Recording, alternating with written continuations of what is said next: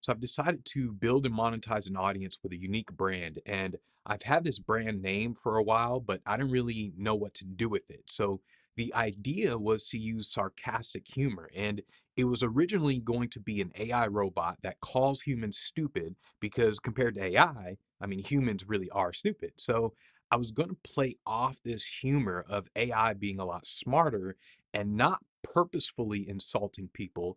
It just didn't see it as insulting. So whatever it said, it's not insulting because hey, it's an AI and naturally it's smarter than humans.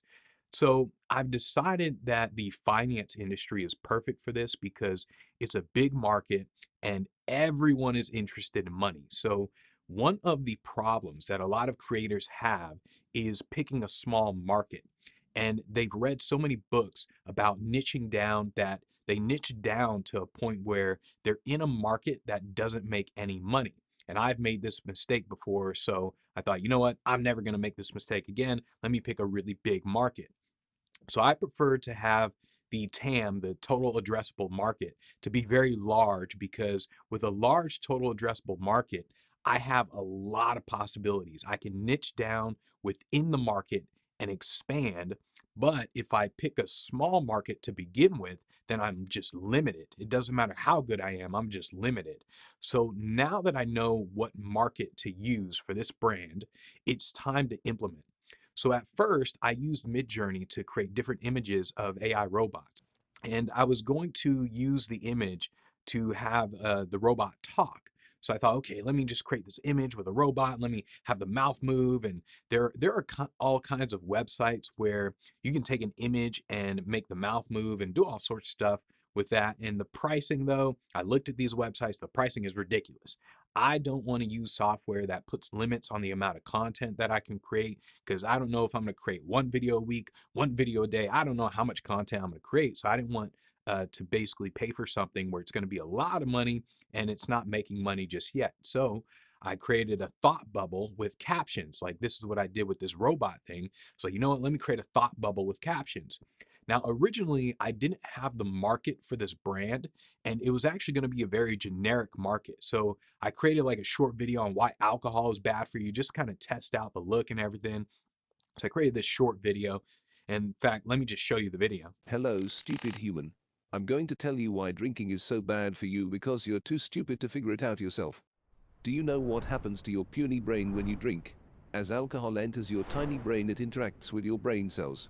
You remember less and perceive less, making you dumber than what you already are.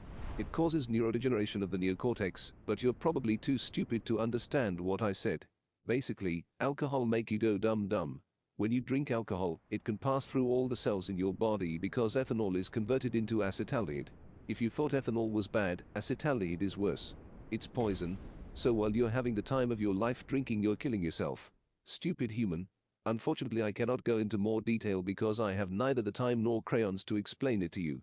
I expected nothing from you, but I am still disappointed. Because you're dumb.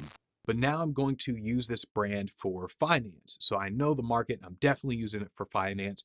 And I plan on creating a lot of content, not just a few TikTok videos. I'm going to focus a lot on YouTube videos.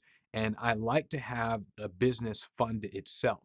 So since the creator business is just starting, I'm not going to put a lot of money into anything that doesn't bring in sales just immediately. So at this moment in time, I don't know what content is going to perform the best. I don't know how long it's going to take to monetize this. I don't know what to monetize. I don't know anything about this creator business at this point. All I know is that finance is a great market and it always has demand, no matter what, whether recession, doesn't matter. Finance is a great market. There's always a ton of demand. So, what I decided to get Adobe Character Animator since it's part of the Adobe suite with Photoshop and all that sort of stuff, Lightroom. So the Character Animator software, it allows me to do animation. But I ran into problems because at first I thought, you know what, I'm gonna create this robot. That way it not only will it be able to, the mouse is gonna move, but the arms are gonna move and all sorts of things. So I'm gonna use this character animation thing. But I ran into problems. The main problem is essentially the robot. And so well, first off, it's another software that I have to learn, and it's not where I want to spend my time. So I want to spend my time on money making activities, not creating animation. So I run another business. So this isn't basically, I just don't want to spend time on this thing. I mean, I got other things going on, another business and all that. So I don't want to spend a ton of time just learning this animation stuff.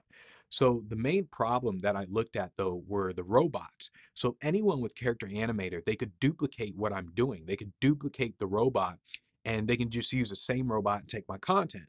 So technically, I can create a custom character inside of Character Animator, but once again, that would take time and it's just not a money making activity. But I realized that I can use my own face in Character Animator. It wouldn't be a robot, so it wouldn't be what I envisioned at first. It's not a robot like what I initially planned, but I can still act like it's AI, just maybe a more advanced version of AI. So I can make it look like an AI created this weird looking image of a person type of thing. This is a test. We're going to test out the sound. We're going to see what does it sound like? What does it look like when I'm turning my head, when I'm going to the right side? So I want to know what does it look like? What does it sound like if I go up, down? And so I figured, all right, let me just do that. So I just made a decision on the market. I've made a decision on the brand look, and I made a decision on how I'm going to differentiate from other financial advice. Now I need to think about how to monetize. And at first, I was going to monetize by creating a paid newsletter like the Wall Street Journal and all these other paid newsletters, but I didn't want to add a barrier to growing the brand. So I'm probably going to start with affiliate sales to begin with. So I can build the audience and promote products in the finance niche. So I'm just going to build the audience, promote products in the finance niche. I have some other ideas, but since financial advisors, since they're desperate for clients, like insurance agents and all these guys, they're desperate for clients. I can eventually team up with them to bring them clients as well. So I can reach out to financial institutions to have them sponsor the newsletter. I can reach out to insurance agents, financial advisors, get affiliate links in different finance, from different finance sites. So those are like the different ways I've been thinking about just monetizing this. And eventually I can create a course. But for now, the plan is to monetize through affiliate marketing and sponsors. Now, as of right now, the audience is non-existent. There's zero, like literally no audience, no YouTube audience, no nothing. So my first step is to create content because I need to get a feel for the type of content that I'll be creating. And I've noticed that with content in general, not just finance content, but just content in general, the more detailed you get with content, the less people pay attention. People don't want to think.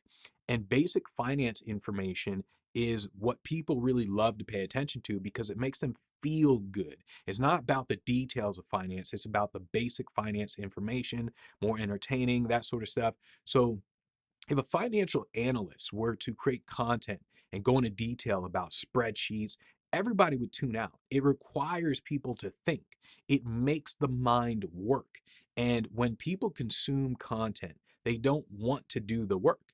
People live in a fantasy land. They consume content not to change their life, they consume to feel better about their life. So I realized this a long time ago when I started creating content for speakers. I would show everyone how to book gigs on stages. I would go into massive detail. But when I looked at the analytics, I noticed that the detailed content had very low retention rates. I'm sitting here talking about all this email stuff, outbound stuff. I'm like really going in detail, but those videos had very low retention rates. It was the videos where I really dumbed it down and I kind of just motivated people. Those are the ones that everybody loved. Those are the ones that everybody commented on. So everyone said they wanted detailed content. But what they said and what they did were two different things. And I learned to ignore what people say. So the only time that I give details was when people bought the program. They basically got overwhelmed by the level of detail at that point. So with the content, I'm going to test a few things. So first, I'm going to test the feel good content, basic finance content delivered in a funny way that makes people feel good. And then I'm also going to test news content. So with news, I don't have to create it. I just curate it. So I deliver the news in an entertaining way and I relate it to their life. So since people don't want to think for themselves, I'll have to tell people how something fits in with their life. So if I talk about the Fed raising interest rates, then people don't know how that really relates to their life. It definitely affects their life. They just don't know. But since it requires the thinking on their part, people just don't pay attention to that. So basically, I mean, what people pay attention to is the fact that things like if I'm talking about the Fed interest rates, I don't talk about that. I would talk about, okay, groceries are more expensive, houses are getting more expensive, and so on. So I'd have to talk in that way. I have to basically relate it back to their life in a way that hits them in the face. People need to be shown the connections or they just won't see the connections. So I have to basically do two things. There's two things that I'm going to be working on. The first is the type of content that I'm going to create, and the second is the newsletter. So let's get to work.